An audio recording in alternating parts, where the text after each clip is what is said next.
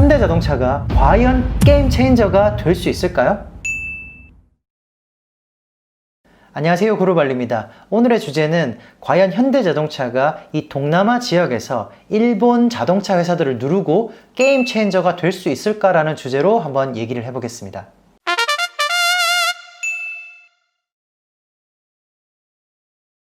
여러분들 모두 신남방 정책이라는 말을 들어보셨을 겁니다. 아세안 국가, 즉 이 동남아 지역에 있는 국가들과 정치적인 또는 경제적인 협력을 강화한다는 정책인데요. 그중 인도네시아는 아시안 회원국 중에 유일하게 한국과 특별 전략적 동반자 관계를 맺고 있습니다. 지난해 포괄적 경제 동반자 협정, 일명 세파라고 하는데요. 그 협정이 최종 타결되면서 앞으로 인도네시아에 수출하는 모든 주요 품목은 대부분 관세가 즉시 철폐되거나 또는 단계적으로 철폐돼서 없어질 예정입니다. 그리고 대한민국은 인도네시아로부터 최혜국 대우를 받게 됐는데요. 이 최혜국 대우가 뭐냐면 한국과 인도네시아 사이의 조건은 인도네시아와 다른 나라의 조건보다 결코 불리하지 않다라는 점입니다. 다시 말해서 한국과 인도네시아의 조건이 다른 나라와의 조건보다 무조건 더 좋거나 아니면 최소 동등하다는 뜻인 거죠. 문재인 대통령도 인도네시아를 소중한 친구라고 이제 지칭을 하고 인도네시아의 또 조코 위도도 대통령도 존경하는 형님이라고 부를 정도로 두 나라 관계가 굉장히 좋아지다 보니까 현대자동차와 그리고 포스코 또 롯데케미칼 같은 이 대기업들이 앞다퉈서 대규모 인도네시아 투자 계획을 발표하고 있습니다. 그 중에서도 가장 최근에 큰 이슈가 됐던 것은 바로 이 현대자동차의 완성차 공장이 그것도 무려 연간 25만 대예요. 25만 대의 규모의 공장이 단독 투자 형식으로 인도네시아에 진행 중이라는 사실입니다. 이 인도네시아 한인사회에서도 이게 한창 이슈가 됐고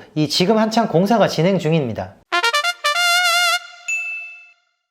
그런데 인도네시아에 와보신 분들은 잘 아시겠지만 이 길거리에 돌아다니는 80~90%의 차량들이 모두 일본 브랜드 차종입니다. 지금까지는 품질을 떠나서 현대나 기아 자동차를 타고 싶다 하더라도 이 가격 자체가 워낙 비싸기 때문에 부담스러워서 살 수가 없었어요. 예를 들어 한국에서 산타페를 구매한다고 가정을 해볼게요. 3천만 원에서 4천만 원이면 구매를 할 수가 있는데 인도네시아에서 똑같은 산타페를 구매하려면 대략 5천만 원을 지불을 해야 됩니다. 그러다 보니까 그 돈을 낼 바에는 차라리 혼다 CR-V나 도요타 이노바 끼장 같은 차량을 구매를 하면 훨씬 저렴한 금액에 구매할 수 있다 보니까 굳이 현대자동차를 사지 않는 거죠. 결국 지금까지는 현대나 기아 자동차는 이 수입 관세가 많이 붙다 보니까 일본 차에 비해서 가격 경쟁력이 떨어지는 게 사실이었습니다. 그러나 현대의 완성차 공장이 인도네시아에 들어온다면 이 판은 완전히 달라질 수 있습니다. 가령 베트남에도 현대자동차가 2017년에 합작 생산법인을 만들었어요. 연간 10만 대 규모의 이 생산법인을 만들고 올해 처음으로 도요타를 누르고 판매 대수 1위를 차지했습니다. 올해 상반기에. 그런데 베트남 공장 규모가 연간 10만 대인 것을 감안하면 인도네시아는 최대 25만 대까지 생산할 예정이니까 그 파급 효과는 훨씬 더 크다라고 볼 수밖에 없습니다. 일단 한국 대비 저렴한 노동력, 그리고 세파 협정으로 인한 주요 부품의 무관세, 그리고 현지 생산으로 인한 제품의 가격 경쟁력이 갖추어지면 동남아 국가들 중에서 가장 큰 자동차 시장인 이 인도네시아를 충분히 공략할 수 있을 거라고 생각이 듭니다. 인도네시아의 인구는 2억 7천만 명으로 전 세계 4위입니다. 그리고 평균 연령이 29세밖에 안 되기 때문에 굉장히 젊은 국가입니다. 그리고 코로나 시기를 제외하고 이 매년 경제 성장률이 5에서 6%대를 유지를 했고 현재 자동차 보급률이 전체 인구의 10%가 안 될 정도로 아직 보급이 많이 되지 않았습니다. 그런 것을 감안한다면 경제가 발전하면 발전할수록 그리고 가계소득이 늘어나면 늘어날수록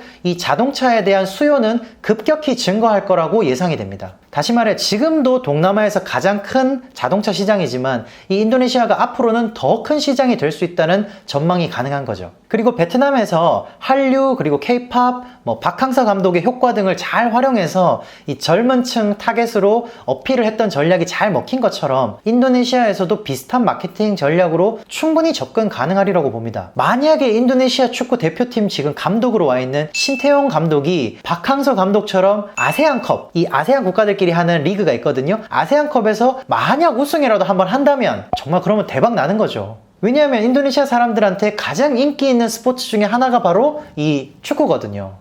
인도네시아 문화를 잘 아는 마케팅 담당자라면 분명히 이런 축구나 배드민턴 같은 인도네시아의 인기 스포츠를 잘 활용하리라 생각됩니다.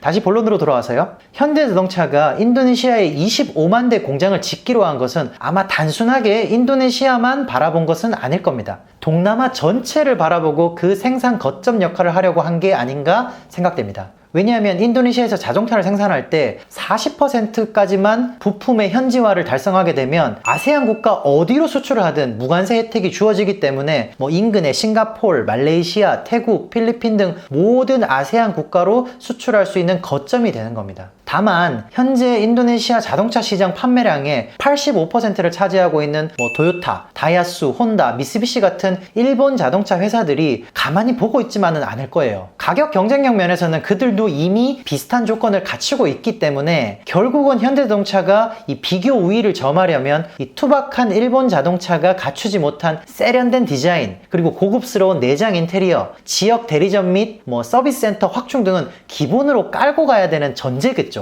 그리고 확실한 게임 체인저가 되려면 앞으로 다가올 친환경 시대에 맞는 전기차, 그리고 자율주행차 같이 모빌리티 산업에 선도적으로 주력해야 되지 않을까 생각됩니다. 앞으로의 시대 자체가 도요타 같은 일본 자동차와 경쟁할 게 아니고 미국의 테슬라 같은 전기 자동차와 경쟁해야 진정한 게임 체인저가 되지 않을까라고 생각이 됩니다. 그것이 결국에는 인도네시아 정부도 원하는 방향일 거고 전폭적인 지원을 해주고 있는 이유가 아닐까 합니다. 제가 알고 있는 것처럼 분명히 현대자동차도 잘 알고 있기 때문에 소프트뱅크의 손정희 회장이 그랩, 동남아의 가장 큰 우버 같은 회사죠. 이 그랩에 투자를 한 것처럼 현대자동차도 그랩에 투자를 하고 같이 움직이고 있는 거겠죠. 그리고 전기자동차 배터리의 핵심 원료인 니켈이나 코발트, 리튬이 인도네시아가 굉장히 풍부합니다. 그렇기 때문에 단순히 자동차 산업 하나만을 바라보고 인도네시아 정부가 지원해주는 게 아니라 이 친환경 자동차 산업이 들어오게 되면, 다시 말해서 거점이 된다면 자연스럽게 전기차 배터리 산업과 같이 연관된 산업이 들어오지 않을까, 그것까지 유치하겠다라는 전략이 아닐까 싶습니다.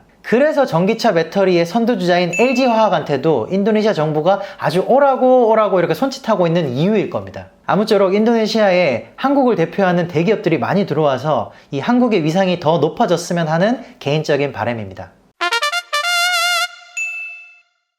자, 오늘 영상은 여기까지입니다. 영상이 도움이 되셨다면 좋아요 눌러주시고요. 앞으로 더 많은 정보 보시고 싶으면 구독도 눌러주시기 바랍니다.